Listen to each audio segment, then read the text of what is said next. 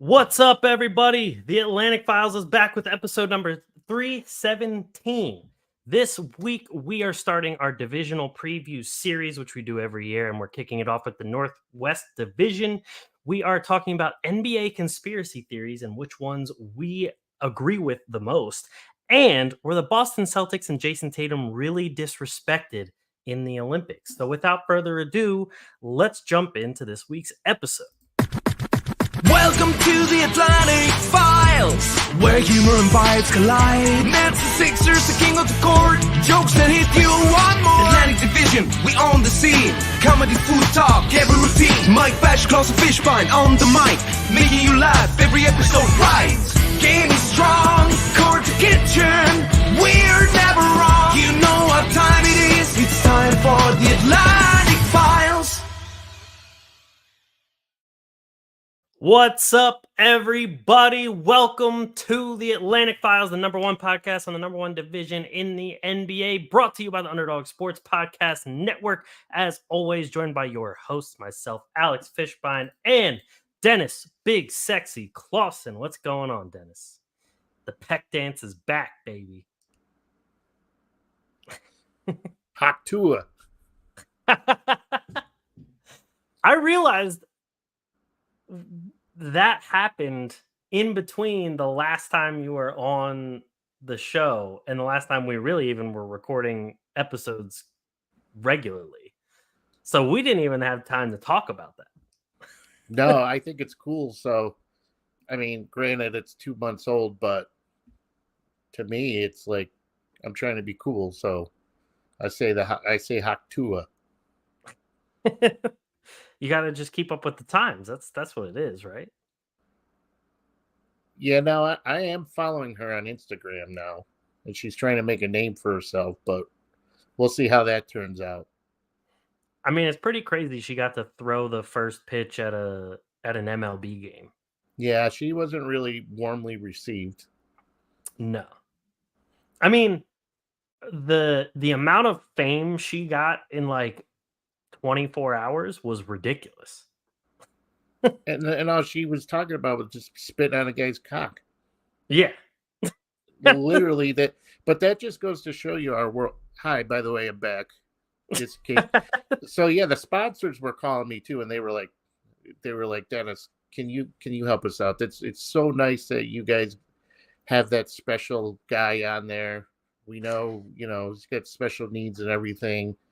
It's so nice, but the ratings are tanking. So they were begging me to get back on this thing. So here I am, and I know you appreciate it. Of course, always appreciate it.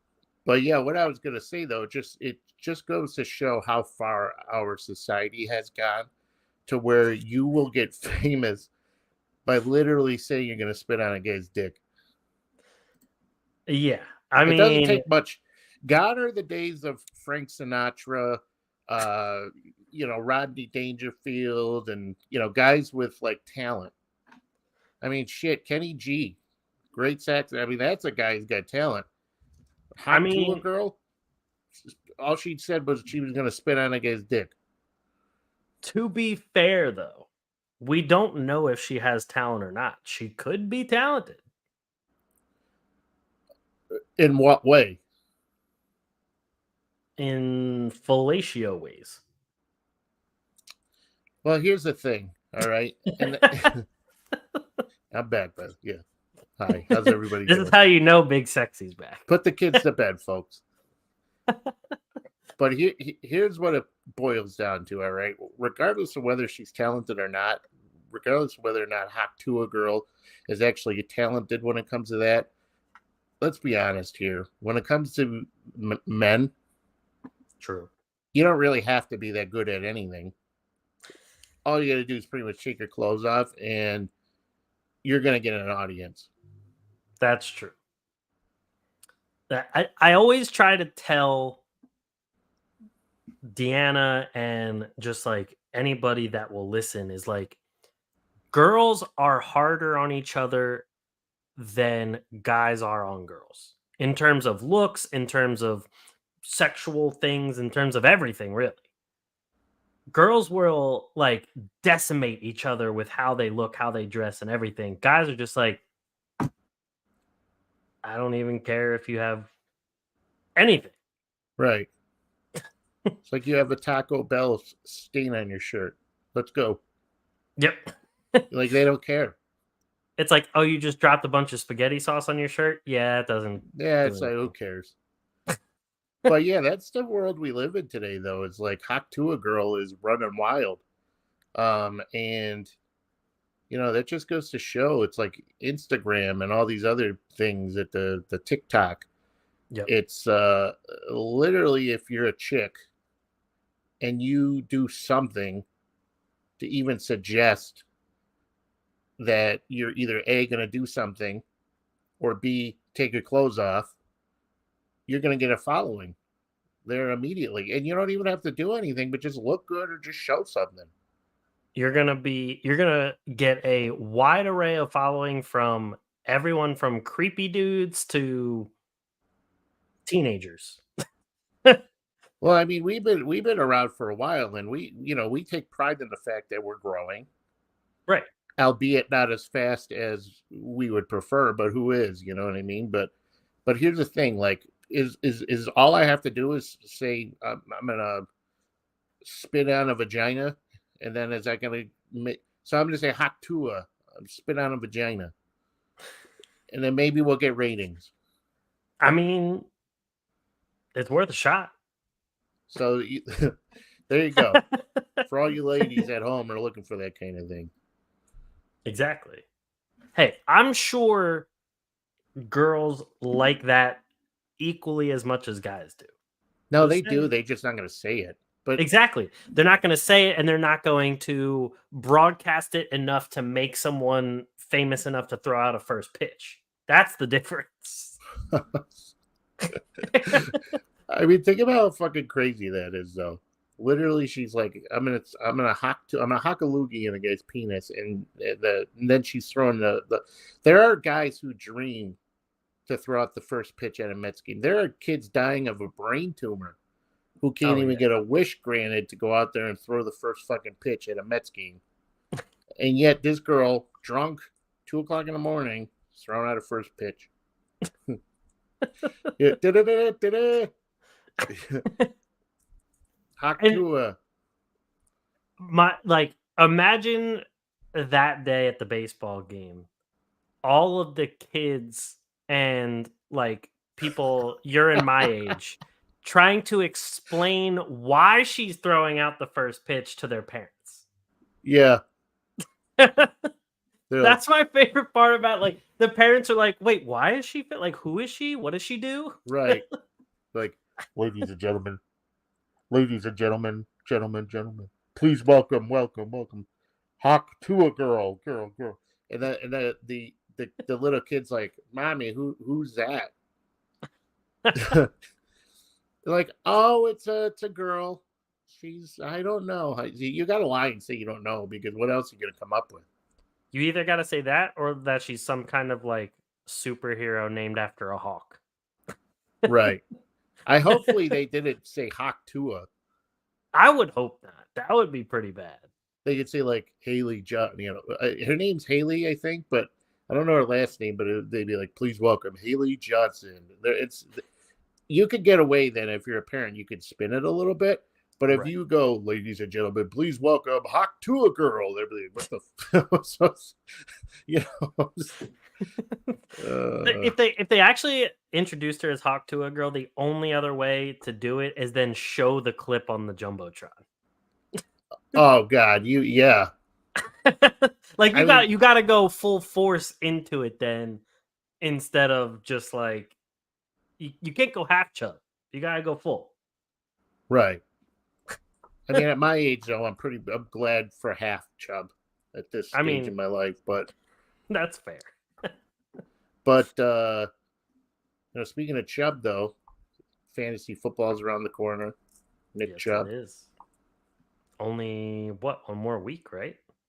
Yeah, a little more than a week before we're at Thursday night. It's a good time of year.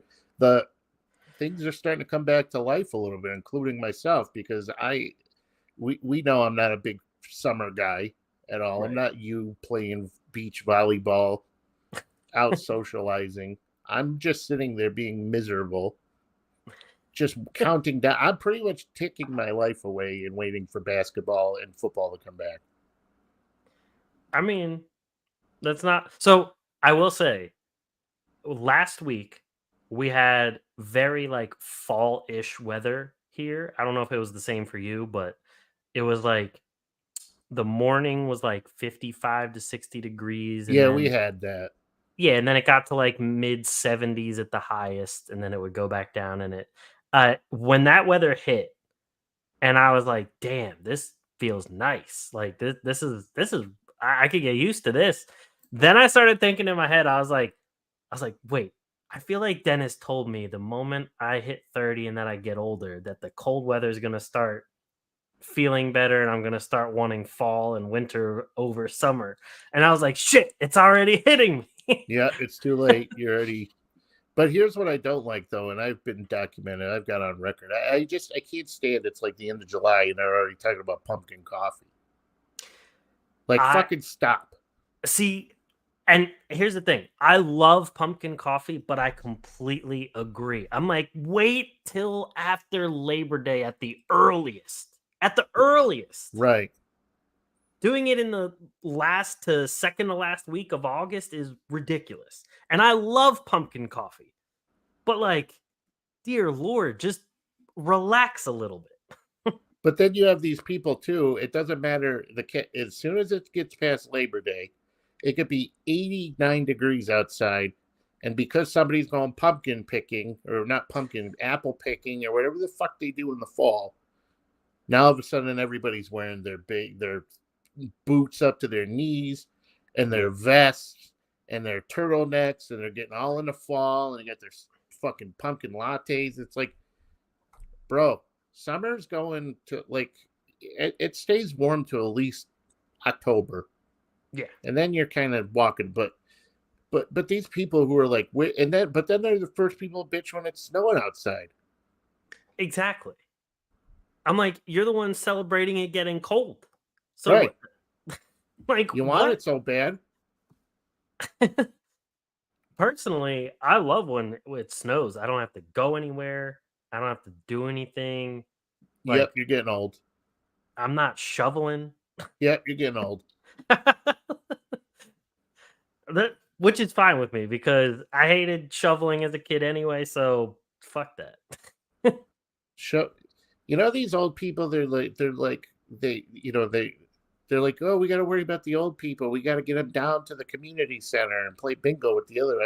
When I'm old, I'm gonna be like, they're gonna be like, you want to go to your day program? I go, no.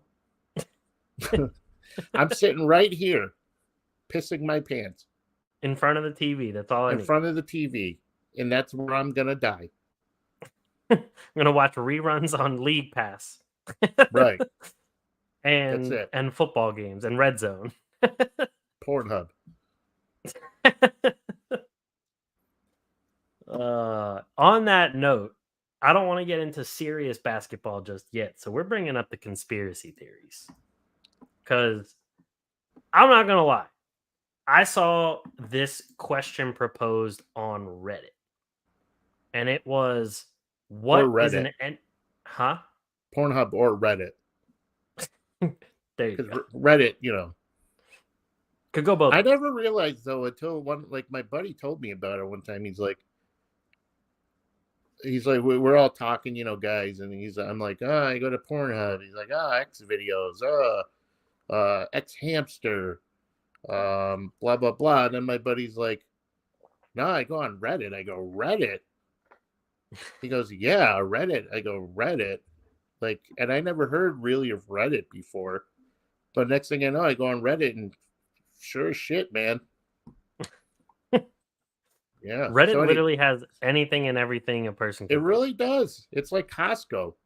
It really is. And by the way, Mario from NBA a la Chilena, he is here. He says, salute, fellas. What's going on, man? Nice to see you. Nice to see you. Mario, what's your preferred site? Yeah, let us know. And your preferred category.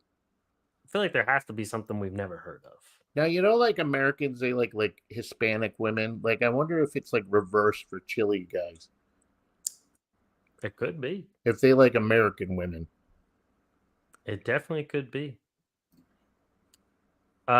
He's talking about Reddit is a cool community now in the off season. I'm deep into the NBA. I'm a Fever fan.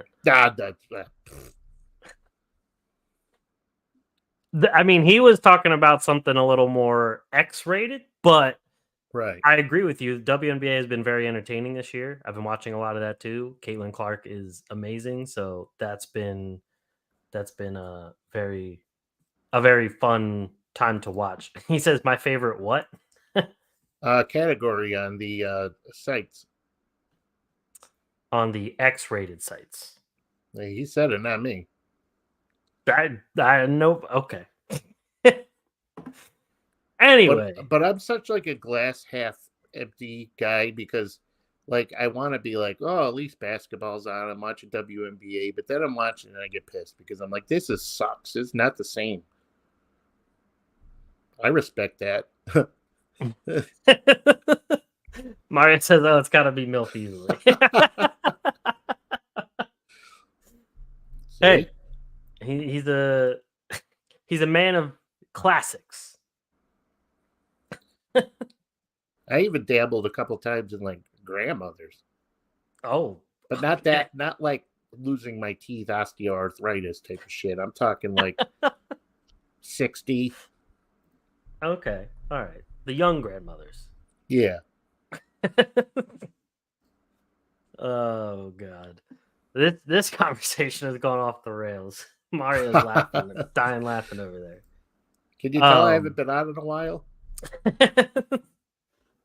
Been too long. It's been too long. But anyway, so the question on the NBA Reddit page was, what is an NBA conspiracy that you 100% believe? This guy put in some examples. He said Wemby to the Spurs was rigged. Michael Jordan's first retirement shadow ban. Any thoughts and deep cuts, especially, would be interesting to hear. So, before I read some of these, because some of these I didn't even know about, do you have any off the top of your head of NBA conspiracies that you either believe or that you enjoy? No, zero. But yeah, I don't. I mean, I'm not real. I'm okay with it, but I just, when I was reading about possible conspiracy theories, and I ended up just starting to read about like physical altercations involving the NBA. Oh. So I kind of trailed off, but my whole thing is like I want to know like Wemby to the Spurs, like how was that a conspiracy theory? So people think it's rigged so that Popovich gets like another international star, especially with Tony Parker, because Tony Parker apparently was like he either directed the basketball club or was a coach of the basketball club that Wemby was on when he was younger. So Tony Parker apparently was he apparently has this like big thing in France now that like gets them ready for the NBA and everything. But apparently that was one of his first like few teams that he did, and one of them was Wemby. So people think that the NBA rigged it so that Popovich could get Wemby because of Tony Parker and all of that.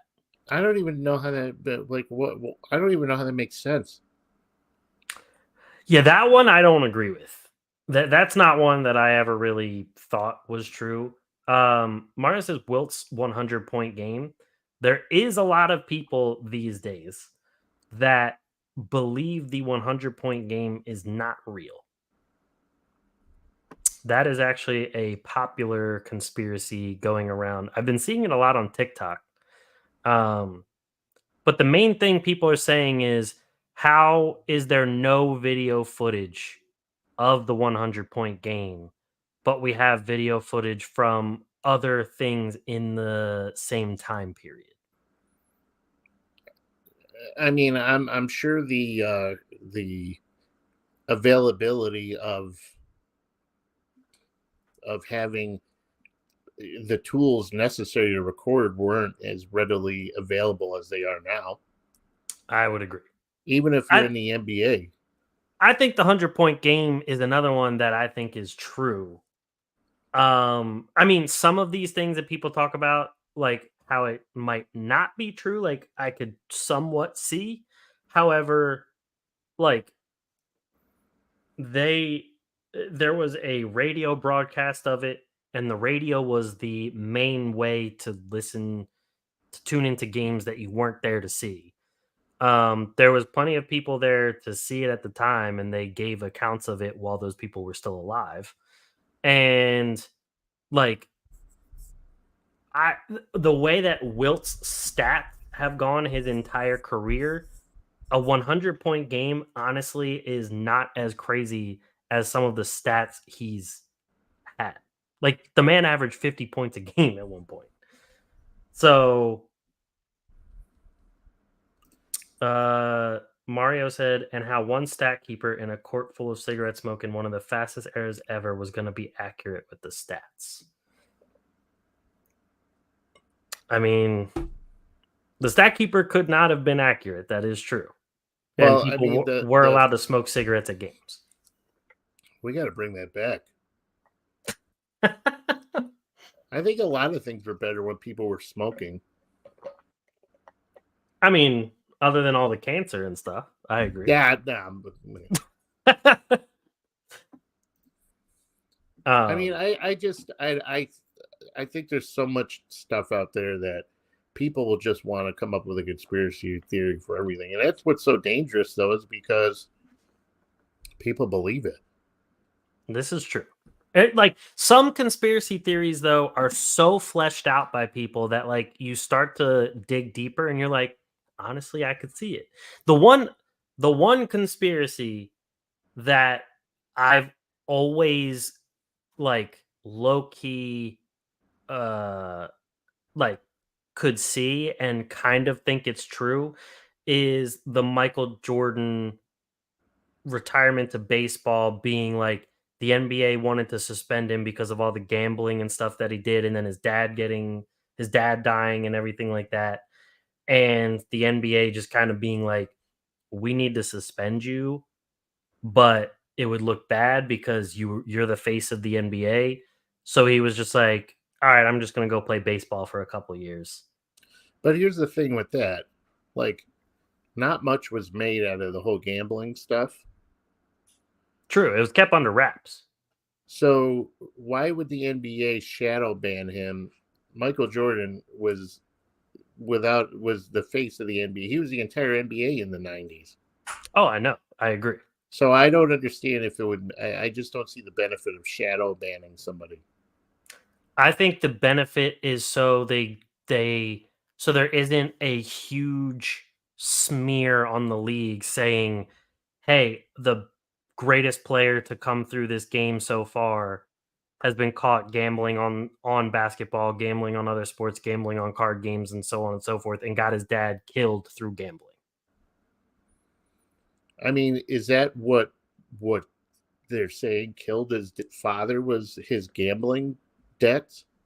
That is part of the conspiracy, yeah. They're saying that like somebody was sent to kill his dad because of the gambling debts. But here's the thing, though. Like, Michael Jordan had $1 quadrillion. True.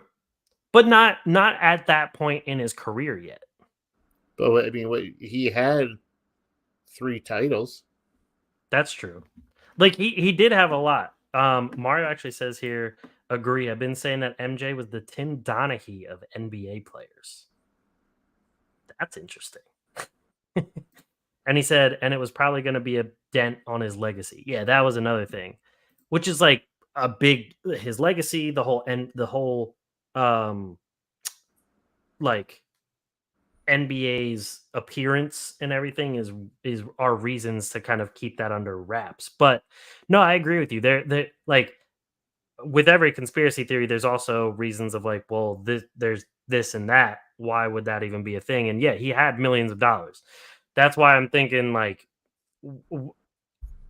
I believe that one reason why the conspiracy started getting like more legs is because of in the Last Dance when he would gamble with that old the white guy, the white guy that does the shrug in the documentary. You know what I'm talking about? I never saw it.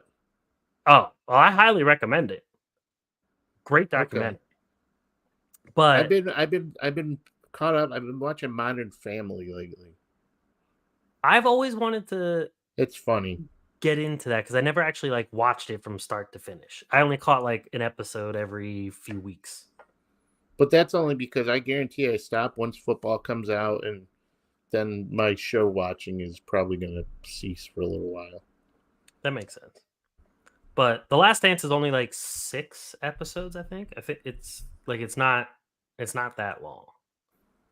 But they talk about like how he would just gamble on card games and like he loved poker and loved like dice games and all that kind of stuff. And he would like gamble on anything. Like he'd be like, I'll bet you $5 I could beat you in a race to the door. Like that type of stuff. So that's how like the conspiracy got more legs after that coming out and being like, yeah, he was just gambling on everything. So people thought at the time he was like losing all the money. His dad got killed because of it.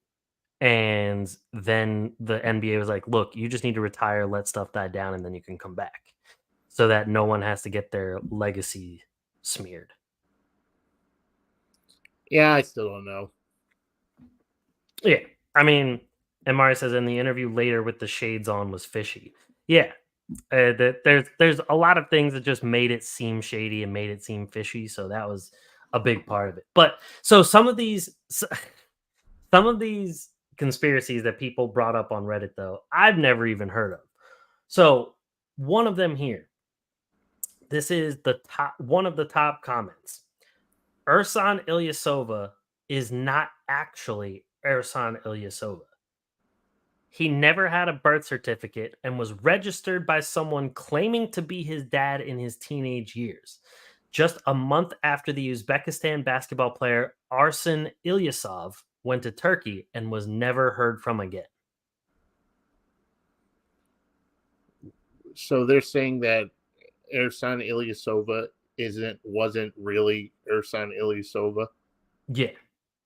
I mean, who is somebody that bored? I mean, they're thinking that it's this guy Arsan Ilyasov from Uzbekistan that disappeared and never was heard from again after he went to Turkey. But they're thinking it was a guy who disappeared. Yeah, like they're thinking that might be Ersan Ilyasova. Oh, so the guy who disappeared is the real Ersan Ilyasova, and the guy who we thought was one hell of a shooting big man, by the way. But the guy we thought was Ersan Ilyasova wasn't really him. That's what it sounds like. I mean, who puts that much thought into Ersan Ilyasova? That's why I've never heard of this one before. What's next? Dario Saric isn't really Dario Saric. Maybe not. They're like the same guy. True. So this other one, before the 2003 season, Anthony Carter was supposed to have his player option picked up for around $4 million, but his agent forgot. His agent reportedly spent like 15 years paying him back. The Heat, thanks to not having Carter, were able to sign Lamar Odom. It was a franchise-altering move as Odom thrived, and they were able to flip him to LA to eventually trade for Shaq. I don't even remotely buy it. Bill Duffy is a highly qualified agent, and that was a gigantic mistake to make. I genuinely believe the Heat paid off Duffy and or Carter to, quote, forget to accept the option so that they could sign Odom. And they've been the beneficiary of that cheating for the subsequent 2 decades. I mean, it's kind of his fault though, because I mean, yeah, you have your guy to handle stuff, but when it comes to millions of dollars, I mean, you kind of maybe be a little bit more responsible.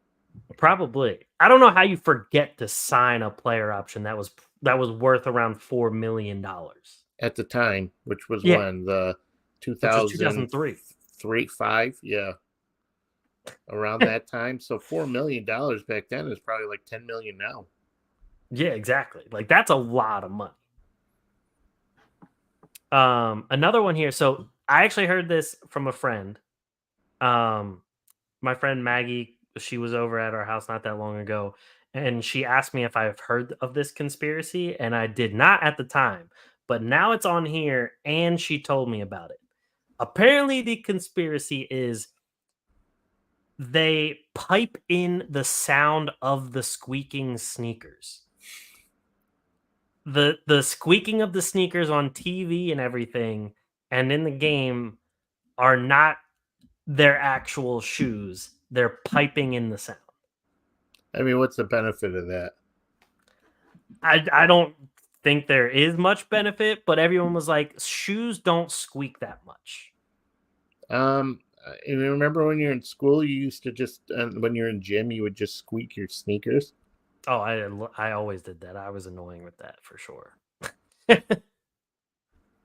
This is one I don't really agree with because playing basketball in middle school and part of high school, there was a lot of sneakers squeaking, and nobody's piping that into a middle school game. No. There's a lot of cutting and sharp movements, so obviously the shoes are gonna squeak. Right. Um, When I played basketball, though, I made my shoes do it because none of my cuts or anything were making my sneakers squeak. I can tell you that. Mine did that a lot, especially in volleyball. Were you better than me? I mean, probably. But I can definitely say you were a better wrestler than me because I definitely didn't do any of that. Yeah, no, you're right. I was. Yeah, not too bad. One other one. The old cauliflower ear. Oh, you got some cauliflower ear in there? Yeah. Oh yeah, I see that. Yeah, it's pretty good.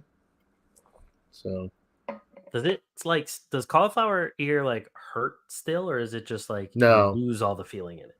You don't have anything. It hurts when it first happens. Right.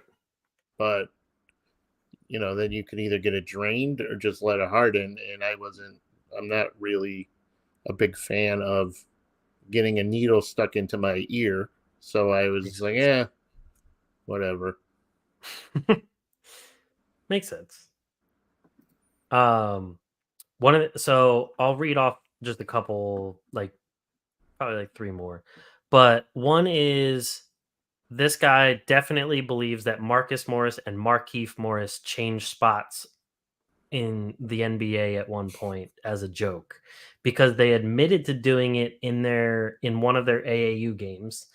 And in a recent interview, they said they did it in life where they would just change spots with nobody noticing. So he believes they did it in an NBA game. I'm not gonna. I cannot fucking tell them apart. That one I can honestly believe. I cannot tell them apart. The only way I know them by is that Marcus Morris is better. Yeah.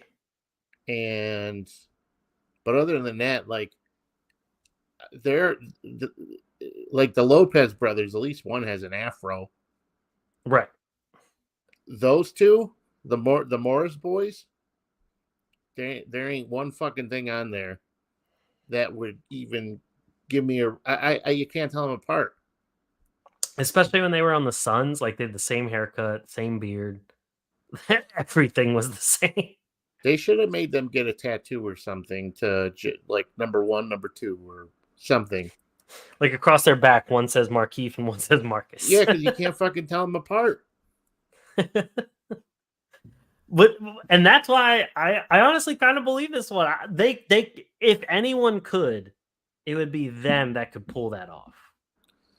There's a set of twins that I know, and I've known them probably for 20 years. Mm-hmm. They're not friends, but whenever I bump into them, they know who they're talking to, but I have no idea who I'm talking to because they look so much alike. They even get fat at the same time. That's It's not crazy. like they gain weight at the same time. Like it's not like one guy got fat and the other. It's like they literally both get fat together. And they have the same haircut. They sound exactly the same. I can't tell them apart. That's crazy. So when they're talking to me, I can't. I'm just like, oh yeah, yeah, yeah. You know, I'm trying to like drop something to where they divulge who they are without me coming out and saying I can't tell which one you are. Be like, oh, remember the time this happened? You know what I mean? Like shit like that. That would be the only way to do it with the Morris twins too. There's no other way. You can't fucking tell them apart. No. So another one was so people believe Scott Foster being like corrupt and being the match fixer. But that's widely been believed as I don't know if I would even consider that a conspiracy theory because it feels true. I just think he's just grouchy and just, you know. We all know he hates Chris Paul at the very least. Call him the N-word, apparently. Yeah. And apparently said something about his son and I want to say his wife. I don't know. He said something about his family too. Apparently. Now, we talked about this. Do you really think Scott Foster called him the N-word?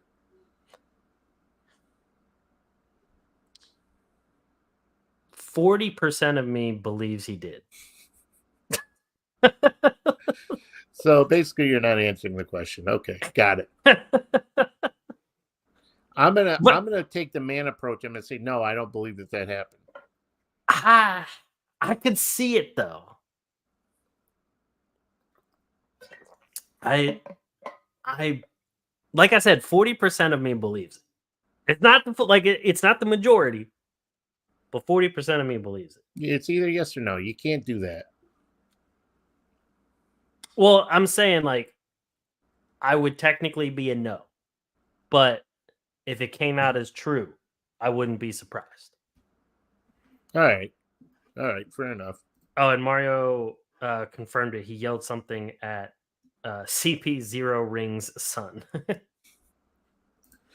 Yeah, but but like, was it the N-word?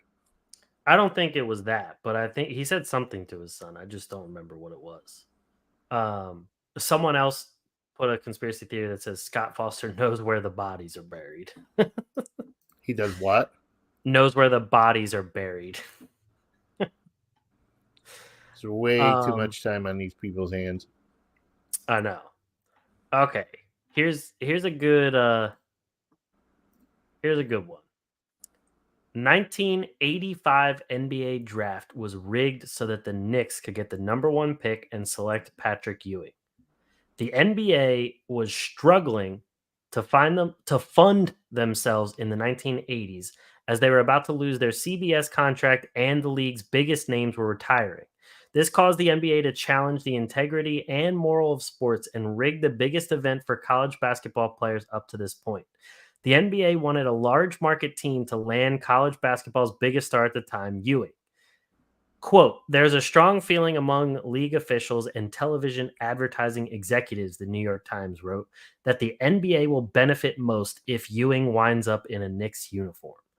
The rigging was less about the Knicks working together with the NBA, but more about the NBA wanting Patrick to play on a team that would draw in fans, sell tickets, cement TV deals, and rake in money for the league. The 7 teams that in that drum were Knicks, Pacers, Clippers, Sonics, Hawks, Kings, and Warriors. It's obvious why they wanted Ewing to land in New York in 1985. I mean, Los Angeles isn't small, though. No, not at all. I mean, I've never heard that one either, but it's another one of like back in the day where they wanted one of their big names to either land with a big team or save face. So, I mean, but what about the last, 40 years after the Ewing left when the Knicks were just shit? That's true. I mean, they did step in there. That's very true.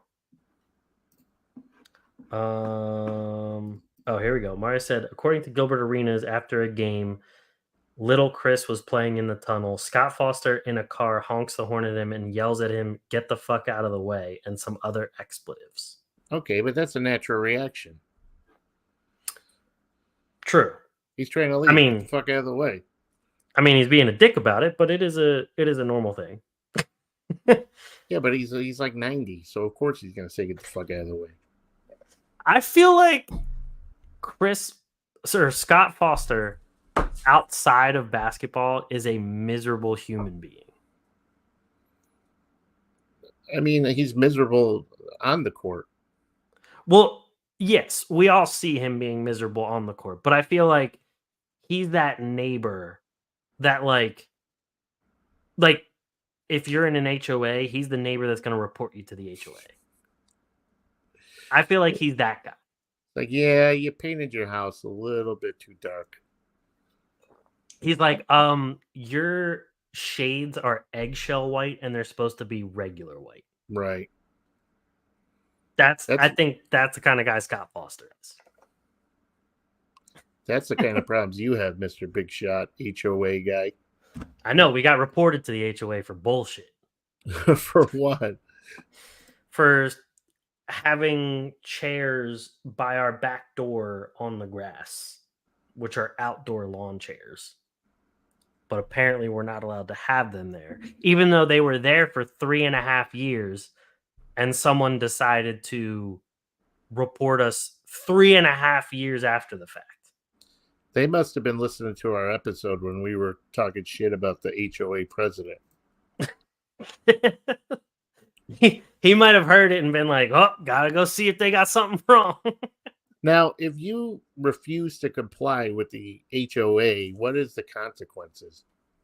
So you get 2 warnings, and then the third one you get fined. Okay, what if you don't pay the fine? If you don't pay the fine, you're forced to pay it when you sell the house. It comes out of your house sale. So what if you never leave? Then I guess you just never pay. I mean, it's not like the HOA could say, okay, you got to get out of here. Like, this is my fucking house. Yeah, I don't think there's any way they can. I don't think that's legal. So yeah, I don't. They think have no authority. But yeah, if you don't leave, then I guess you just don't have to do anything. But yeah, if you do sell the house, then it comes out of that. So is it like 2 strikes in a year, or how does that work? So no, it's based on the infraction. So you get like multiple warnings for that specific infraction. Oh my God.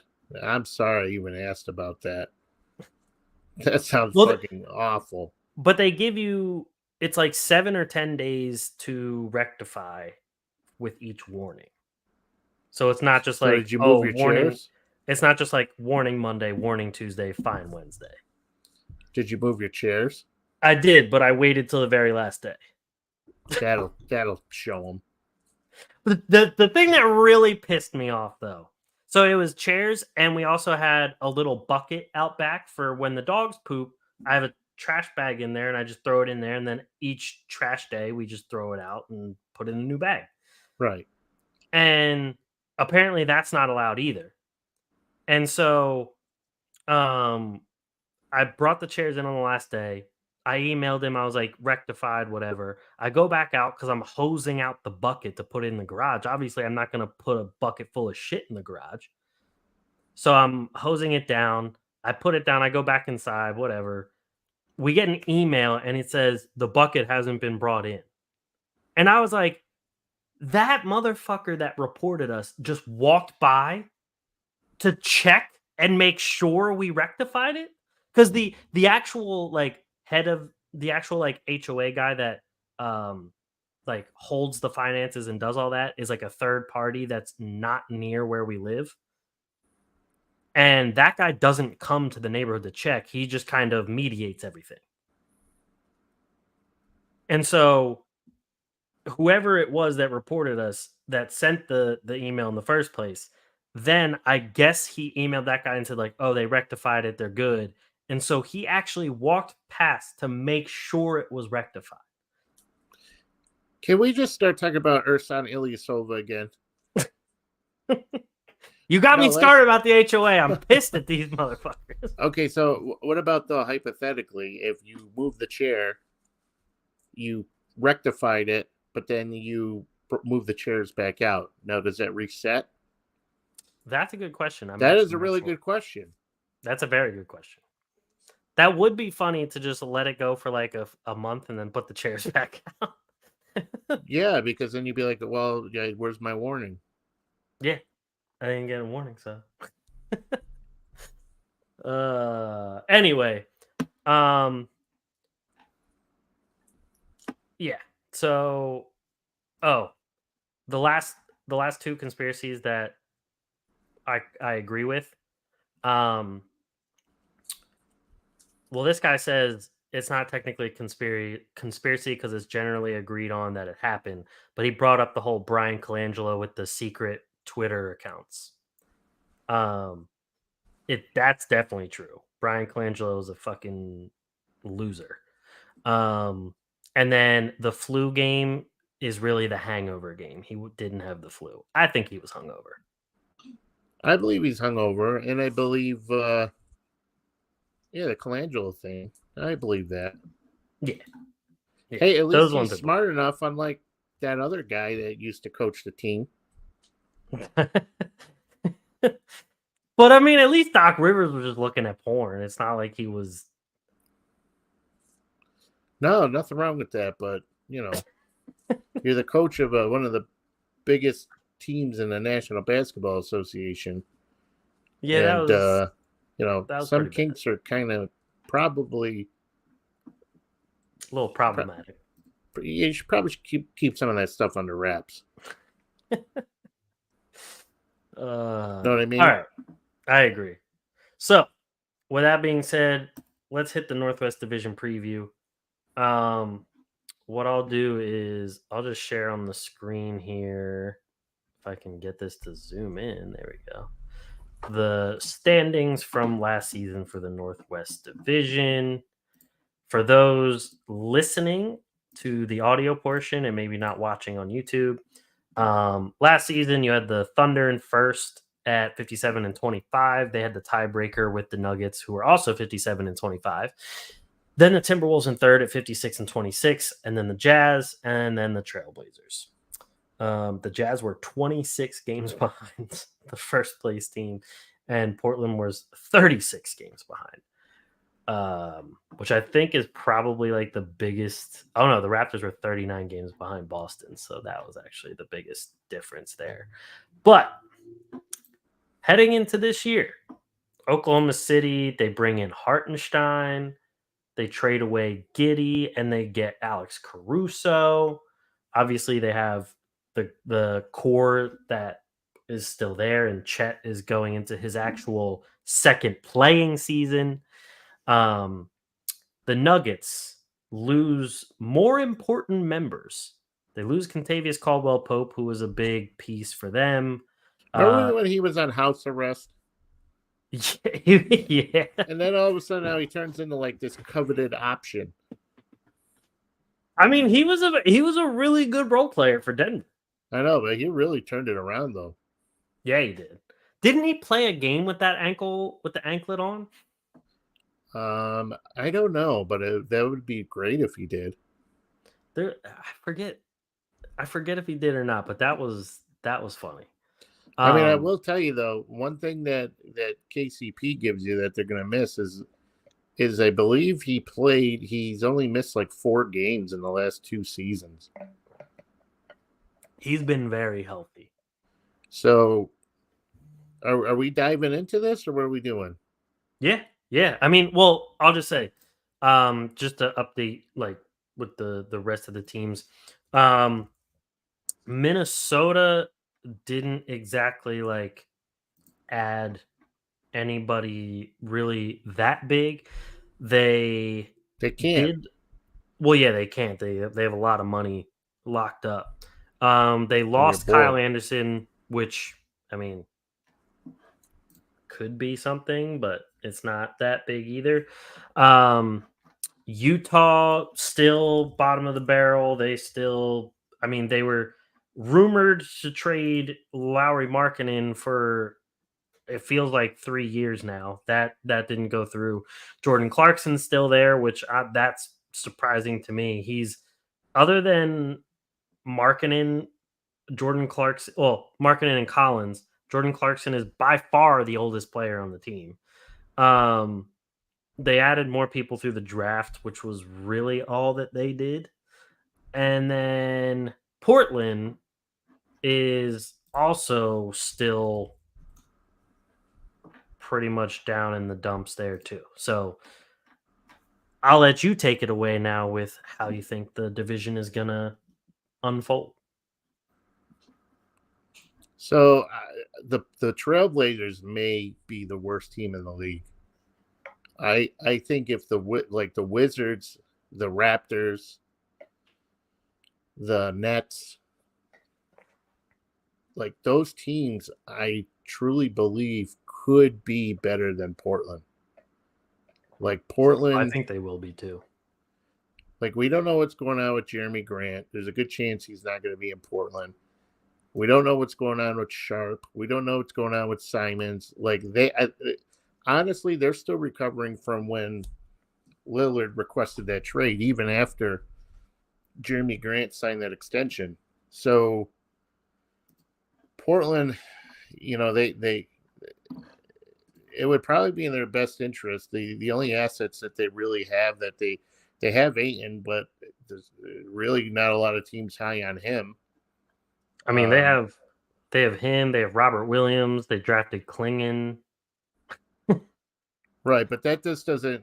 When you draft a center, that basically shows you how you value DeAndre Ayton. Oh, and a lot of teams around the league they're not really high on him anyways. But there are some guys that they could potentially move if they wanted to. And I'm really surprised too that like the Nets haven't ended up with like Anthony Simons, especially if the Trailblazers, they could take on a bad contract, like hypothetically, like if Ben Simmons still had 2 years left on his deal, they could have taken that from them and maybe gotten a pick out of it or something, because the Nets now have a lot of picks in the first, upcoming drafts. But the Trailblazers are in trouble. They may be the worst team in the league. I will say the only team that scored less than them in terms of points per game was Memphis, and that's because Memphis's entire team was on the injury report. And even with that being said, Memphis only averaged 0.6 fewer points per game with their entire team missing. And now you bring their entire team back. So yeah, Portland's definitely the worst. Now Portland did have a lot of injuries as well. They didn't play Grant toward the end of the year. Simons was hurt, Sharp was hurt. So they're injured. So but honestly, had those guys even been healthier, really probably wouldn't have made a difference anyways. But the way it's set up right now is how it looks right now is pretty much how it's gonna look next season. I think OKC is gonna win the division. The Nuggets, yes, they have Jokic, and thank God Jokic is one of the most durable players in the not just for his position, but for any position. He's super durable. Right. Outside of him, when you look at like Michael Porter Jr., a guy who he had his fair share of injuries back in the day. So the problem with Denver is they just don't have the depth. And that was something we talked about last year. They don't have anybody, they don't have like a Bruce Brown like they did the year they won the title. Jamal Murray is very injury prone. He's looking for for an extension, but with Murray, with questions whether he could stay healthy and whether Michael Porter Jr. could stay healthy. And they didn't really add anybody besides Russ, that could make the Nuggets are in trouble. Now, with that said, though, I think that they are still better than the Timberwolves. I think the Timberwolves may take a step back. I think Rudy Gobert, I think he's starting to show signs of he's starting to wither away a little bit. Yep. Mike Conley's getting older. Anthony Edwards is, a top 10 player in the league now, but he can only do so much. Cat has already hit his prime, and so, but I still think the Nuggets are better. I think OKC is going to win the division. I don't think that it's going to be like a huge breakaway for OKC. I still think the Nuggets are a title contending team, but it's all contingent on the health. If they stay healthy and they could get production out of their bench from, Strother or Christian Braun or like those guys, if those guys step up, then they'll be okay. Utah's just Utah. Utah's just there. They have marketing, but this will probably be his last season in Utah. They can't trade him this year, but next year and the Trailblazers, like I said, they probably are going to be the worst team in the league.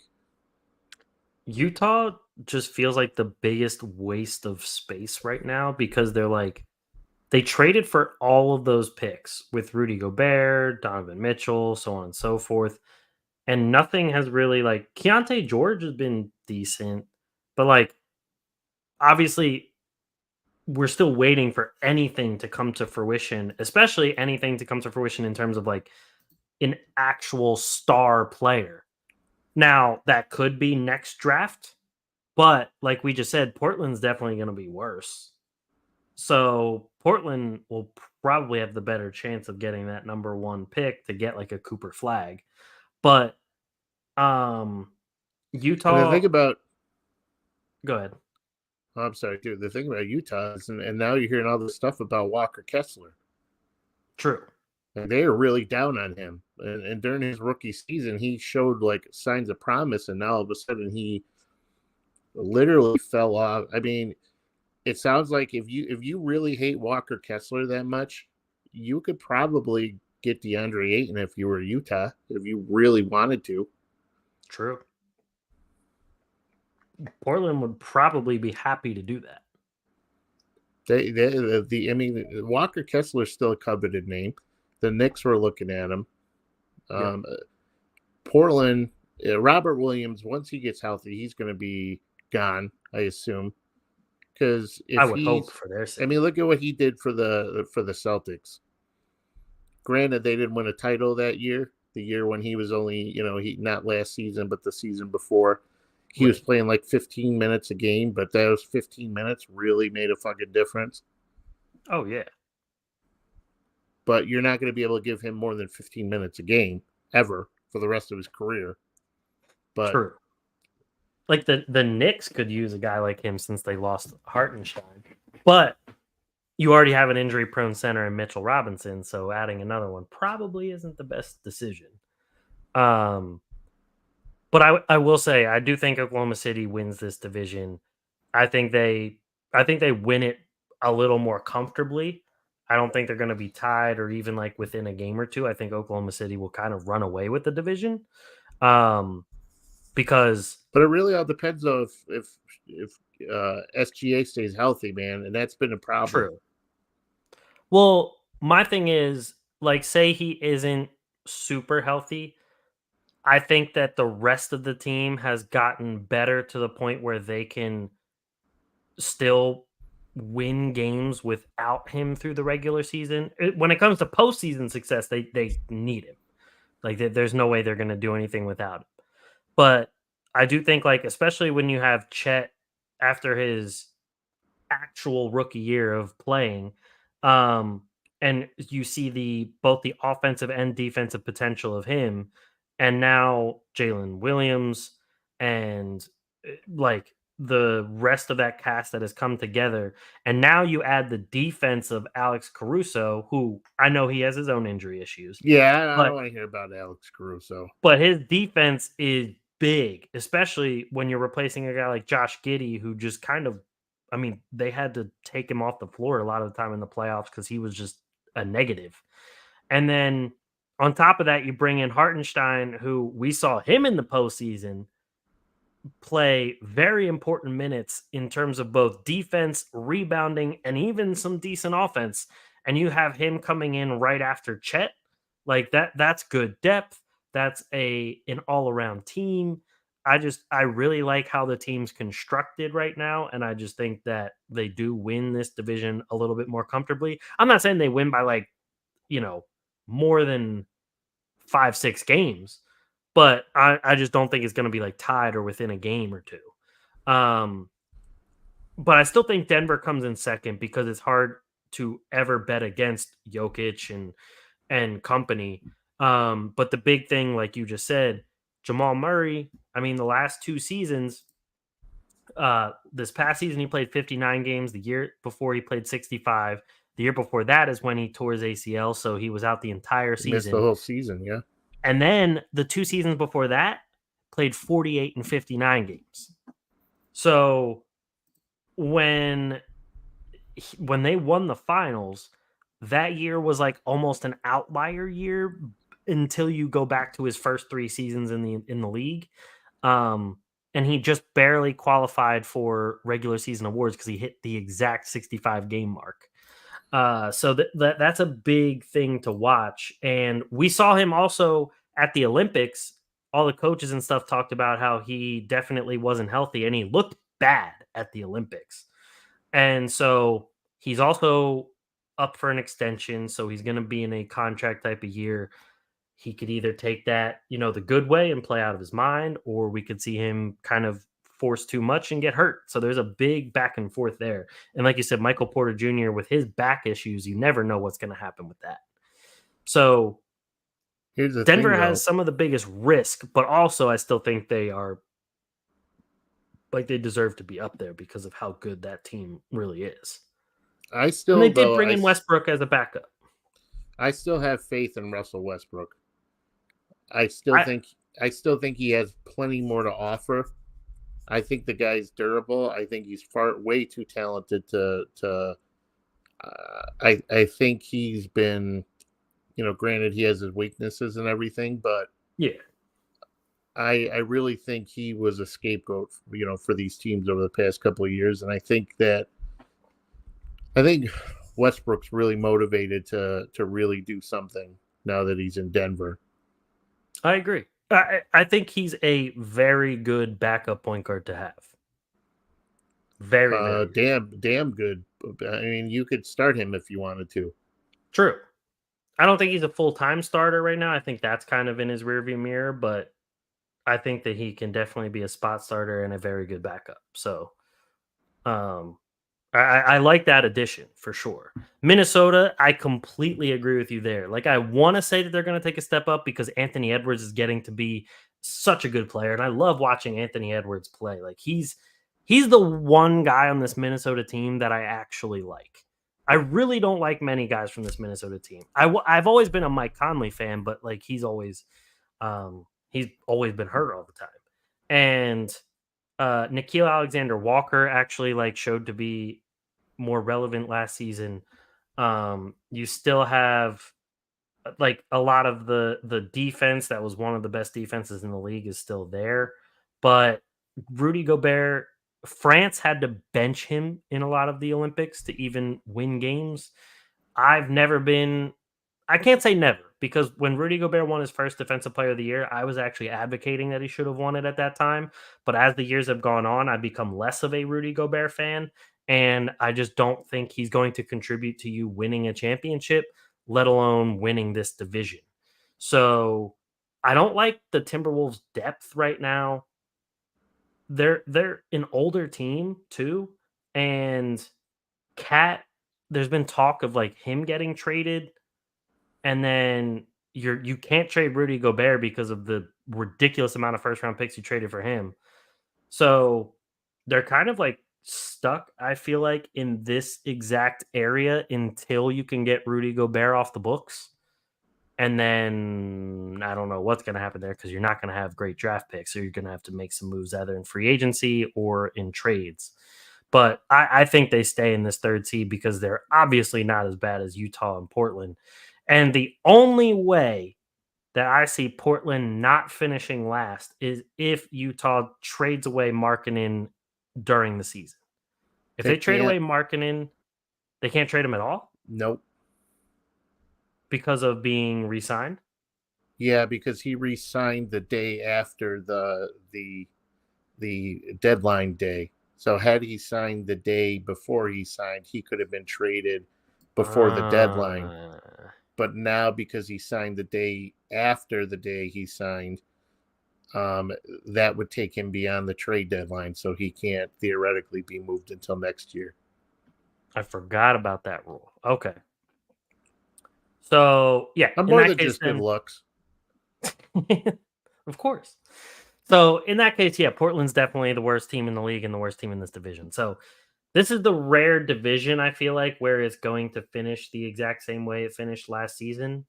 I don't think that's really going to happen with any other division. So, yeah. I mean, this one's pretty easy to get through. So, I just hope Portland makes some sort of moves, like gets rid of Jeremy Grant, let him go to a team where he can actually like do something and try to compete for something. Because every team Jeremy Grant's gone to has just been a dumpster fire, and it's not his fault. They just don't know what to do right now. I think they just don't have a clear vision of how to get out of the hole they're in. No, and that's the thing is, on top of having such a young team, they have a young, injury-prone team, like you were alluding to. Like, so many guys on that team were getting, even Scoot Henderson as a rookie was missing a bunch of games. And Anthony Simons always has something weird going on, that he like an ankle issue, then a thumb issue, then a wrist issue. Like, he always has something. I'm looking at it now. He has only qualified, if this was a thing for his entire career, he's only qualified for regular season awards once in the 6 years that he's been in the league. He's played 70 games in his second season. Other than the second season, in his rookie year, he played 20. Then in his third year, he played 64, then 57, 62, 46.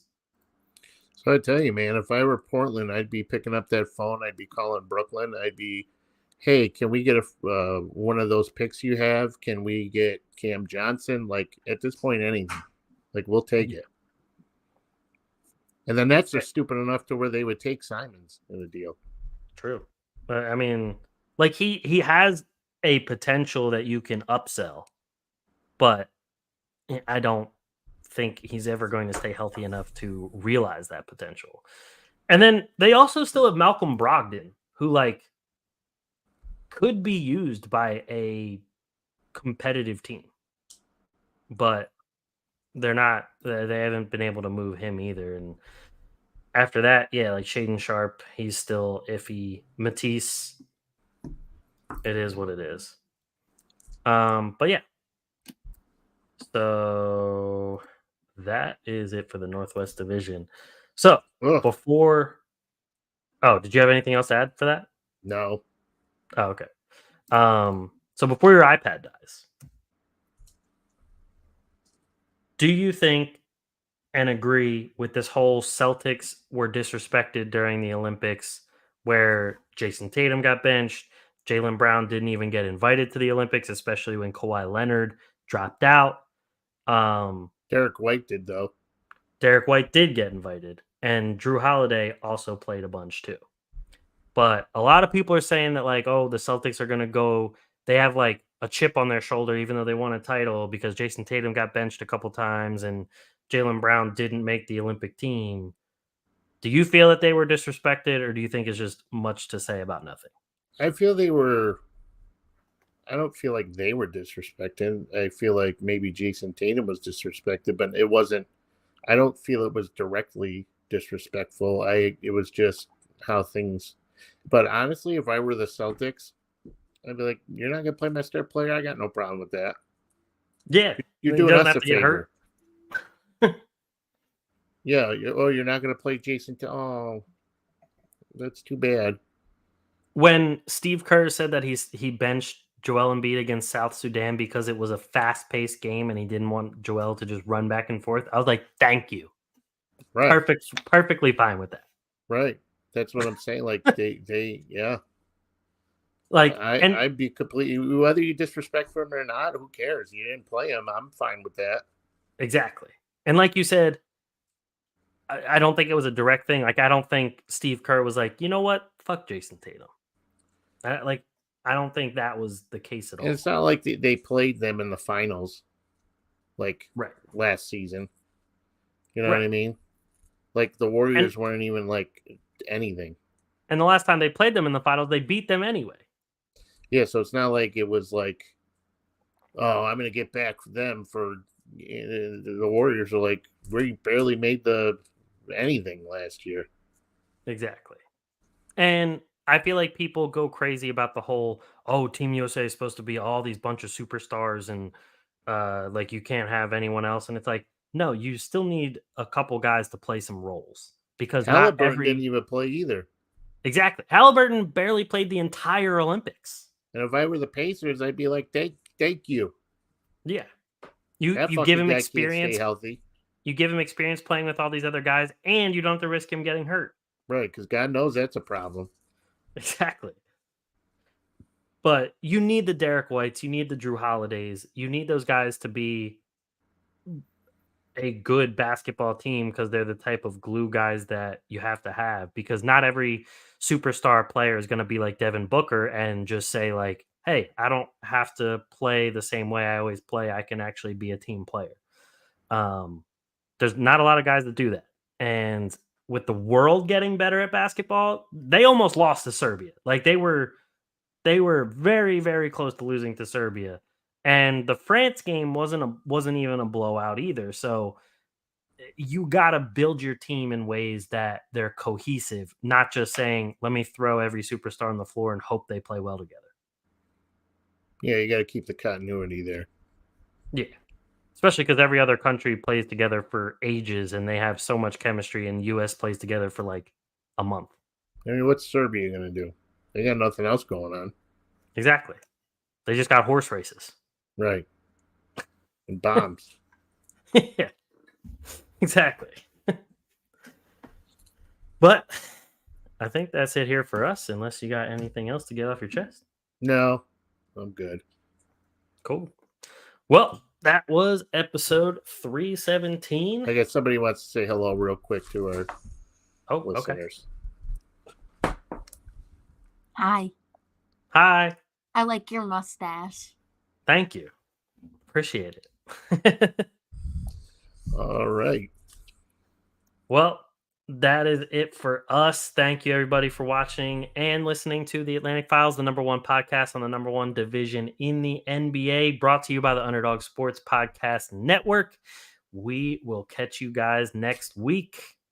Kevin Peace. Durant sucks.